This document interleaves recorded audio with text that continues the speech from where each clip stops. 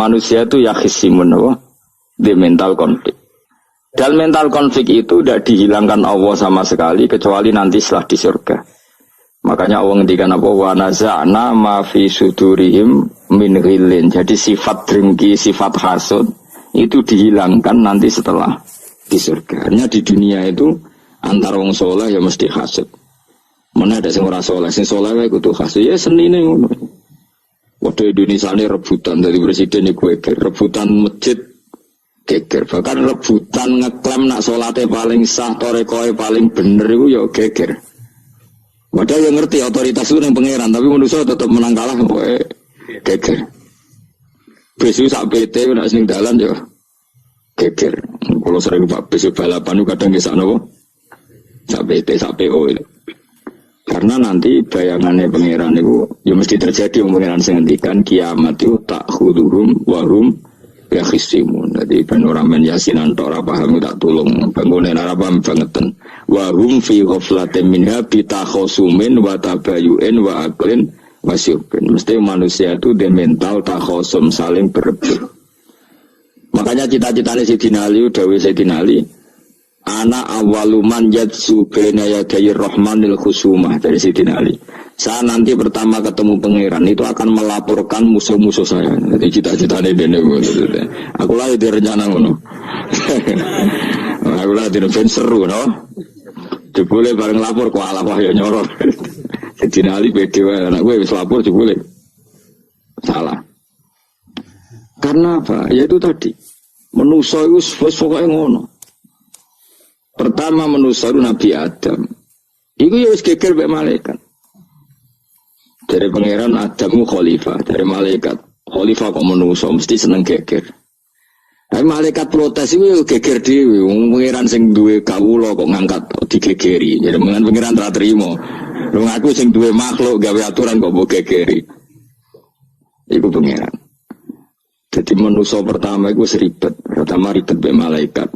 Bareng Qabil be Habil ya ribet be dulur. Mulai dhisik perkara wedokan.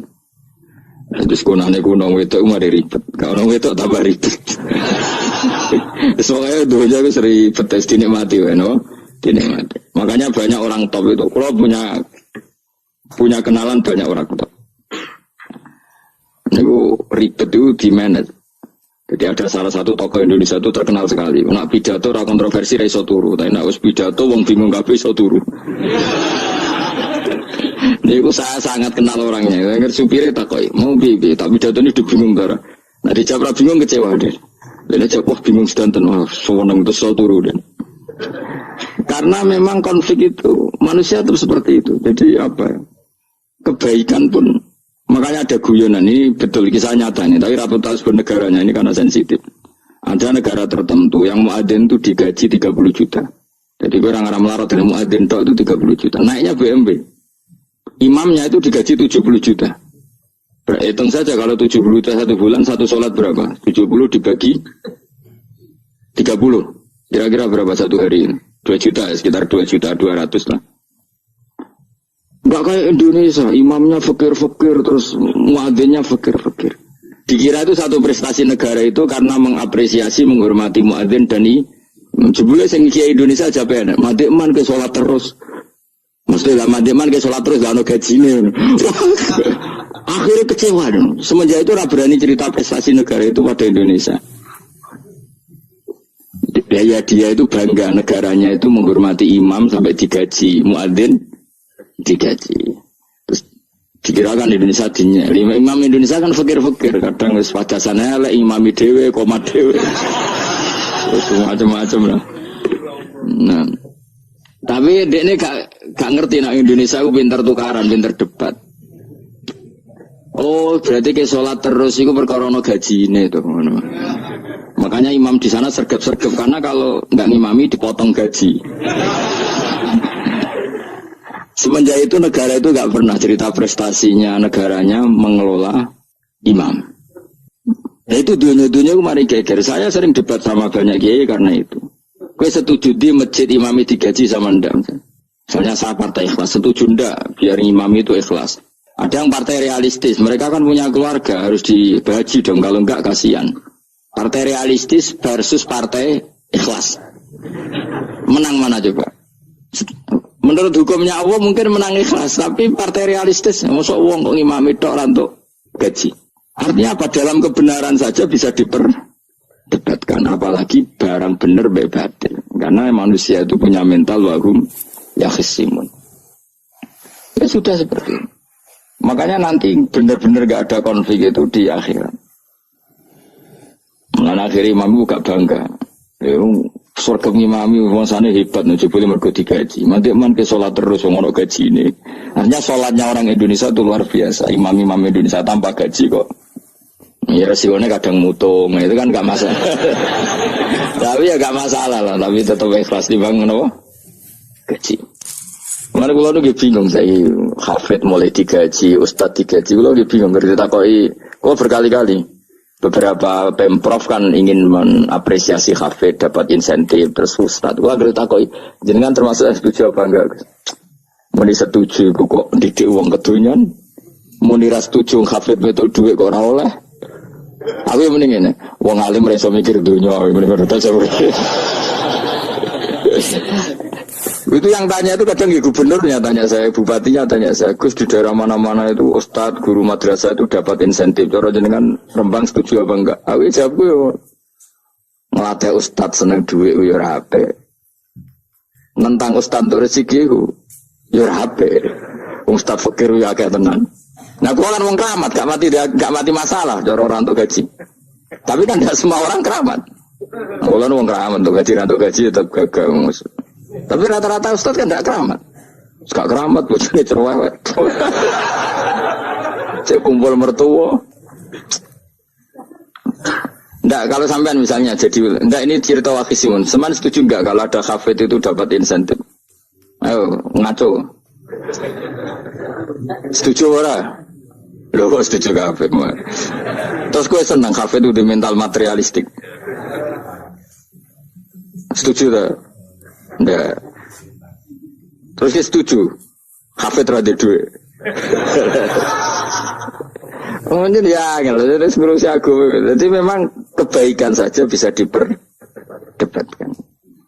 Makanya dulu kalau ulama, makanya ijtihad itu penting. Ulama dulu itu kalau gejolak-gejolakan itu dalam hal yang tidak mujma'alah ya, tentu dalam hal yang tidak apa mujma'alah. Itu gejolak-gejolakannya itu nggak pernah selesai. Karena memang sesuatu itu pasti mirip ke sana, mirip kemari. Makanya disebut ra'yuna shawabun yahtamilul khata' wa ra'yuka khata'un yahtamilus shawab. Pendapat saya itu taruhannya benar dulu tapi ya mungkin salah, tapi pendapat Anda salah tapi mungkin benar karena mirip-mirip. Misalnya zaman sahabat itu sudah jadi perdebatan gini. Setelah Mekah ditaklukkan Rasulullah dan setelah Rasulullah wafat dan Islam sangat-sangat kuasa, bukan sekedar kuasa lagi, sangat kuasa. Paling enggak menguasai Mekah Medina. Itu perdebatannya gini. Kita keluar Medina apa enggak? Sebagian sahabat, enggak, kita di Medina, ini ardu Rasulillah, ini muhajaru Rasulillah, tempat yang dipakai hijrah Nabi. Kita keluar dari Mekah, enggak usah. Sholat di Mekah itu fadilahnya sebagaimana 1000 sholat. Wah, debat gitu. Yang separuh enggak. Nguyai segoro itu apik tau. Mekah Medina sekarang sudah jadi negara Islam, tapi banyak bumi lain yang belum ada Islam. Menyebarkan Islam itu penting, enggak penting. Efeknya meninggalkan Mekah Medina. Hanya separuh sahabat yang meninggalkan Mekah Medina. Mimpenihim itu orang-orang keren, Kak Sayyidina Ali. Sayyidina Ali akhirnya sakan Al-Kufah. Dia hidup di mana? Kufah. Abu Darda hidup di Syam. Salman Al-Farisi hidup di Palestina. Karena dia milih pendapat, kok nguyai segoro, sehingga sampai harus ditinggal. Akhirnya menyebarkan Islam kemana-mana. Termasuk barokahnya mazhab itu ada yang ke Cina, terus terdampar di Selat Malaka, terus ada yang ke Aceh. Makanya banyak yang berpendapat Islam masuk Indonesia ya era apa sahabat. Tapi kalau ditanya bagaimana hukumnya meninggalkan Mekah Medina, ya buruk. Negara sebaik itu kok ditinggalkan. Tapi bagaimana hukumnya membiarkan bumi lain tanpa dai, ya buruk. Terus kejawabmu bi. Jadi dalam kebaikan saja ada perdebatan. Kayak gue ya misalnya, dia hukumnya dolan mbek konco traktir ya apik. Piye hukume nraktir konco nganggo jatah belanjane bojo? Elek. Akhirnya jadi lanang-lanang jono dhewe ke sono jatah bojo atau jatah Konco radiomu cukup nak ora. Ya itu sudah semua manusia itu wahum yakhisimun. Makanya sampean kalau beda pendapat itu sing biasa wae. Coba saiki kalau beda pendapat geger. Beda pendapat itu sudah fitrah. Enggak mungkin lah. Kita ada beda pendapat itu tidak mungkin. Di kampung-kampung kalau ada masjid speaker di mana-mana saya sering ditanya. Wadah yang berukus kandani nak adzan juga banter-banter mengerameni tonggo. Nak niat sholat terus adzan nak teko. Bar. Sing sitok yo ora kudu banter ben siar. Sing sitok mau sedemen dipisoi tok, mergo sing ora seneng malah mau misoi tok, sing wis seneng tambah adzan pun yo tambah adzan rame-rame maksudnya wis salat kami nanti. Dulu tuh perdebatannya gitu. Abu Bakar nak wiridan yang masjid tuh wirih banget, selirih-lirihnya. Umar nak wiridan bianter.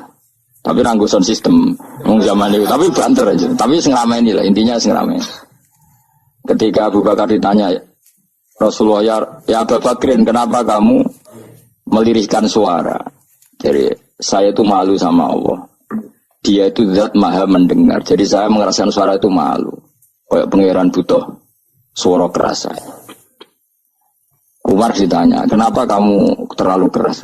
Umar jawabannya sederhana. Betul-betul ngantuk. Makanya nggak ada satupun ulama yang mengatakan Umar itu afdhalu min Abi Bakar. Mungkin jawabannya yuk kadang sederhana banget. Malahnya ijma' ahli sunnah itu Abu Bakar afdhalu min Umar. Kalau nak jawabannya beneran ngantuk. Padahal jawabannya Abu Bakar. Kalau nu izin kalian pangeran yang maha pendengar kok banter-banter. Rasulullah dalam banyak hal ya gitu, ketika banyak masalah itu sahabat dongo banter-banter. Nabi duka, innakum latatuna as-somma. Kamu tidak berdoa sama zat sing budak. Maka kamu enggak usah banter-banter. Jadi andaikan ada istighosah pakai sound system banter-banter itu ya perlu dipertanyakan. Yang pengiran wis krungu gegere ngono lho misalnya. Tapi misalnya mazhab itu kamu pakai. Terus ada pertanyaan, dangdutan saja banter. Kenapa kalimat ibadah boleh banter? Masalah mana? Ya asal jodohnya itu masalahnya. Dia bilang dia, ini cerita saja. Kalau manusia itu istighosah jaluk tolong sama pangeran kan? Pangeran sudah dengar tanpa sound system apa enggak? Kenapa banter-banter?